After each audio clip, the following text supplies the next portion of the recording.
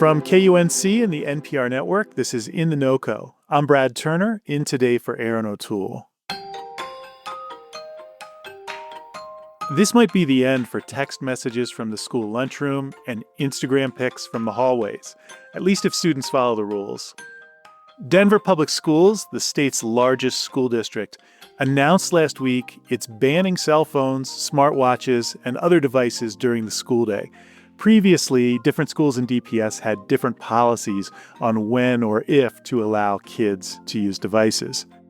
A growing number of Colorado school districts have enacted bans similar to the new DPS policy or are considering them right now. That's partly because state lawmakers ordered every district to set a policy on mobile device use by July 1st.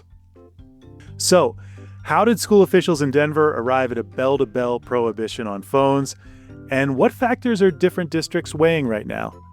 Reporter Melanie Asmar heard from parents, students, and educators while reporting on the story for Chalkbeat Colorado. She talked with me about what she learned. Teachers will talk about how, students' phones are pinging during lessons. They're getting text messages from each other, from their parents during school. Educators also talk a lot about how social media can be detrimental for teenagers and how there's lots of concerns about bullying and cyberbullying. And there's a lot of research that you'll often hear educators and lawmakers cite that cell phone use, lots and lots of screen time, and social media use is making children more depressed, more anxious. They're getting less sleep if they're scrolling at night. And so there's just a lot of concern right now about cell phone use among children. Denver schools surveyed parents and students. Students argued very strongly that mobile device use should be allowed during the school day. What did you hear about their argument for keeping phones? I think if you give the kids a choice, they will want to have their phones. Right. But then, I heard some teachers say, if you ask a big group of kids if they want their phones in school, they'll all say yes. But then if you ask them one-on-one privately, they'll say, they've heard students say, thank you for doing this. It's really distracting. It's really stressful to feel like I've got to be constantly checking my notifications, constantly be checking my phone. So they have complex feelings about their phones. That's very relatable. Yes, definitely. You reported that some parents were genuinely concerned about being unable to reach their kids during the school day. How might these rules change how parents communicate with their kids? A lot of parents will say, I need to get in touch with my kid throughout the day, and for a range of reasons. There's sort of the mundane logistics. My kid missed the bus. They need a ride home. They need a way to tell me that. And then there were more serious concerns. In the age of school shootings, parents were talking about, what if something tragic happens at the school? I want to be able to text my kid to know that they're okay, that they're safe.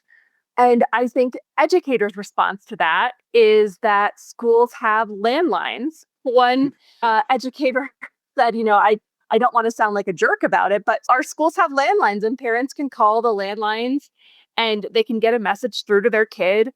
One district that banned cell phones said they did do some sort of retraining with all of their front office staff because it has become less common for parents to call the front office to get a message through their kid because so many kids have cell phones.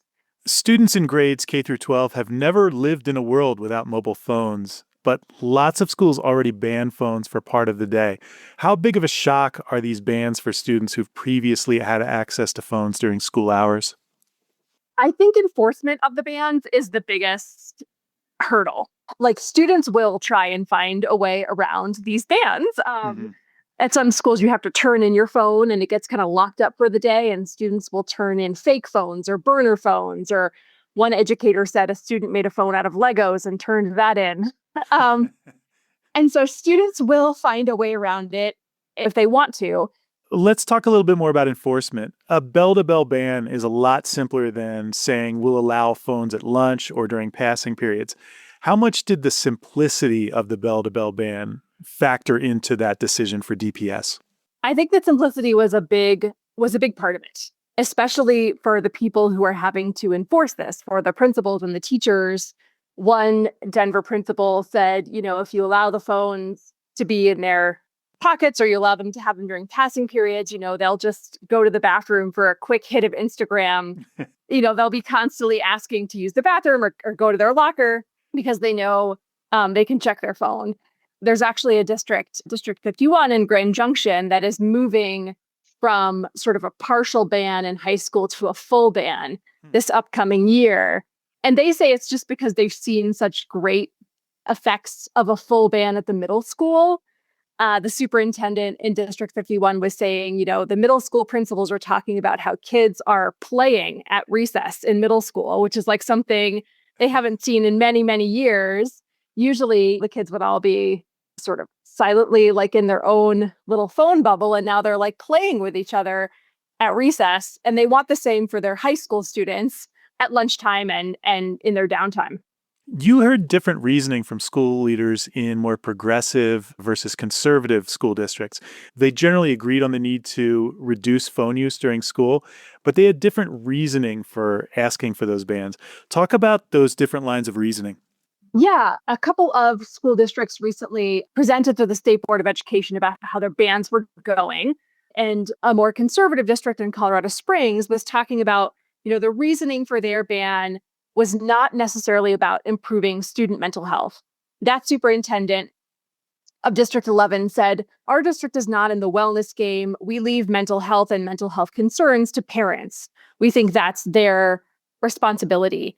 But what we want to create in school is, he called it a neutral learning environment where there's like no outside influences, and that includes phones.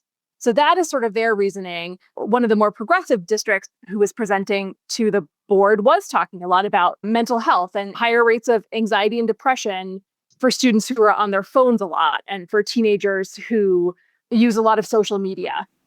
There's this great moment in one of your stories. You talked to an educator whose school had already enacted a cell phone ban, and the educator said the lunchroom was noisy again after the ban went into place. Tell us more about that conversation.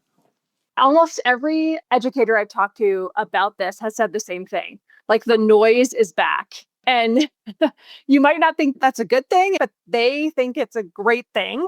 And now that the phones are gone, it's just like noisy in the lunchroom. I visited a school last year in Denver that had already banned phones. And they said at first it was kind of awkward at lunch. And they started doing karaoke, setting up a karaoke machine during lunch to get the kids to come up and just be silly and like have fun, because they said that the kids were not used to interacting as much at lunch and at recess anymore. And so the school kind of had to help them along a little bit. But Wow.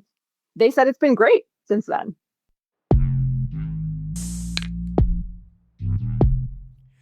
Melanie Asmar is a reporter for Chalkbeat Colorado. She wrote about bans on mobile devices and how school districts around Colorado are putting policies in place. There's a link to Chalkbeat's coverage in our show notes and at kunc.org. If you like that interview or you're new to In the NoCo, you should check out our podcast feed. It has every interview we've published absolutely free. Look for In the NoCo wherever you get podcasts. That's it today for In the NoCo. I'm Brad Turner. Thanks for listening.